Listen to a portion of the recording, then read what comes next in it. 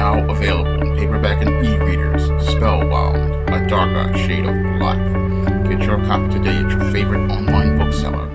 The late John Lewis and Dr. Dre would appear to be polar opposites on the surface. However, if you took a critical examination of the late John Lewis and your Dr. Dre, you would start to see a lot of similarities on how they treated black people and how they abused and exploited the black community. Now, there are at least about 30 years difference between your John Lewis and your Dr. Dre, but they have the same baby boomer type mentality. And this mentality is one where all they thought about was themselves, and once they got theirs, they could care less about the black community. Now, I call this mindset the I got mine, F you mentality, and it's clear to me that your John Lewis and your Dr. Dre had the same frame of thinking, and it's clear when you look at their actions, once they got theirs, they both could have cared less about the black community. And when you look at them from the panoramic perspective, you'll see that one talked about how he was wanting to help the black community, and one openly went out of his way to exploit the black community, but both had the same notions about the black community. Now, your John Lewis oftentimes said that his legacy was cemented when he went to march with Dr. Martin Luther King on the Edmund Pettus Bridge. However, after he marched with Dr. Martin Luther King and got his congressional seat, it seems like he no longer wanted to walk towards helping other black people, and he did not want to make any efforts to reach back to help out the young brothers and sisters out here. Once he got his legacy cemented, and once he got his congressional seat and his access to white people, he forgot all about the black people who he said he was marching for, and he forgot about the people who he said he was marching to improve the quality of their lives. So once he got his, he in some ways told the black community to F off and went on to live his lavish lifestyle on the backs of all of the black people in his congressional district. While he got his money from these earmarks and other perks, he didn't care about any of the black people out here who were struggling and suffering in his congressional district. And that's very similar to what happened with your Dr. Dre. Your Dr. Dre, once he got his record deal with the NWA, he could care less about the black community, and he went out of his way to exploit the black community by promoting this gangster rap, which presented this repackaged image and narrative about the black brute and the coon all together, and it promoted this thug culture in black communities, and this thug culture was promoted as a social norm. But your Dr. Dre could care less about the young black boys who in the black community and young black girls who were listening to this music, which promoted the worst stereotypes about black people.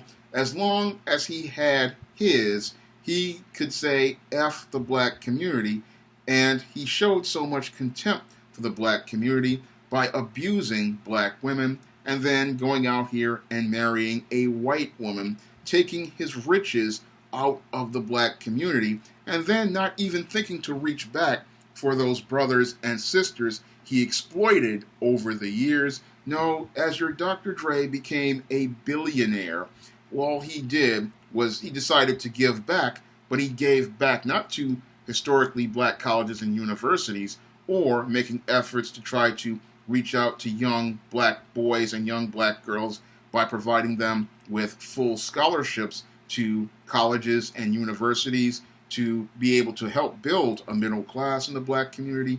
No, your Dr. Dre decided to donate his money to a white college, again, expressing his contempt for the black community in the exact same way that your John Lewis expressed his contempt for the black community after he got his congressional seat. He decided not to reach back for the black people in the black community by providing them with any sort of programs or resources or earmarks as a representative of Congress. And this just shows me how both of these men, while they came from two different life experiences and two different sides of the spectrum as related to the baby boomer generation, really didn't think about the future legacies of other brothers and sisters. And it shows me how this self-absorbed, selfish, narcissistic mindset of the baby boomer did damage to young black men and young black women, because neither one of these men, even though there's at least about 30 years difference in their ages between them, didn't think about the next generation or providing resources or support for the next generation to be able to go out here and build on their legacies. These men, once they got theirs, all they cared about was themselves, and they threw up a middle finger at all of the other young brothers and sisters out here. They had the whole mindset of, I've got mine, F you. And these men sat there and they hoped that, oh, somebody's supposed to take care of their legacy, similar to what your Barack Obama thought about his legacy, not understanding that in order for people to look out for your legacy, you have to look out for them. But no one's going to look out for your legacy if you crap on people. You take yours and run away with yours. And that's the lesson everybody has to learn from the late John Lewis and the living Dr. Dre, is that the selfish, narcissistic mindset of the baby boomer has done extreme damage to the black communities, has done extreme damage to the black family, and this mentality of I've got mine, F you, has really screwed up things for the Gen Xers, Gen Y, Gen Z, millennials. We all have to try to clean up the mess of the baby boomers who only thought about getting theirs, and then once they got theirs, they didn't leave anything for other people to go out here and build on. They didn't leave anything for others to take care of, or anything for others to try to work with once they have gotten theirs and enjoyed theirs. I mean, when I look at the late John Lewis and one of his contemporaries, Charlie Rangel, neither one of these black men focused on preparing a successor to take their place once they got too old.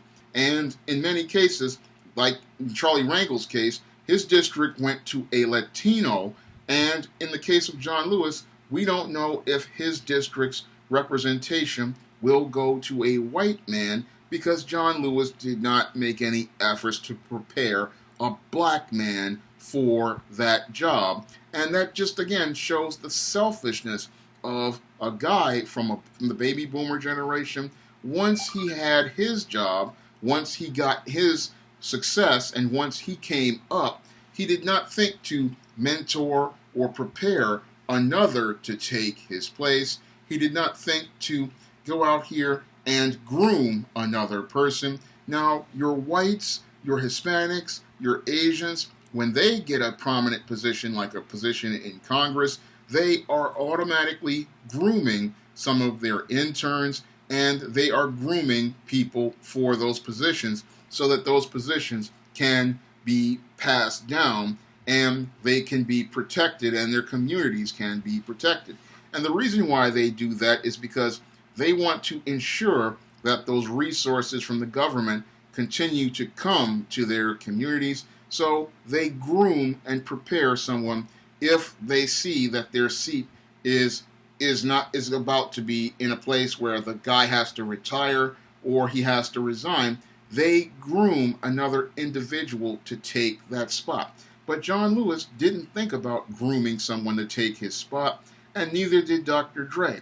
They thought they would go on forever, and once they finished enjoying their riches and their wealth, they would go out here and just abandon the community, leaving people to themselves. And again, that shows the complete selfishness of these baby boomers, and both of these men are examples of how baby boomers just have no regard for the people they work with, the communities they serve, and how they see things as them being individuals and not understanding how they're supposed to come back and reach back for the group.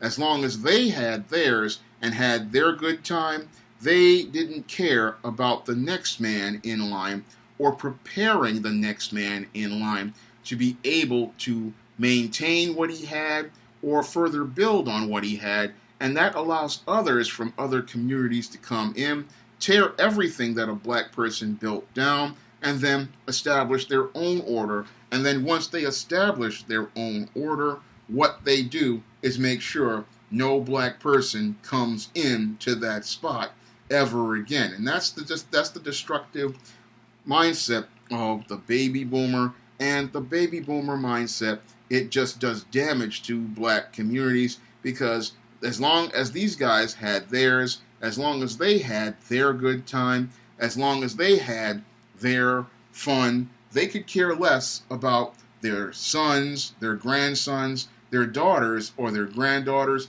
being able to go out here and do things like build black-owned businesses, take care of black communities, or be able to control the income and the narrative of black communities.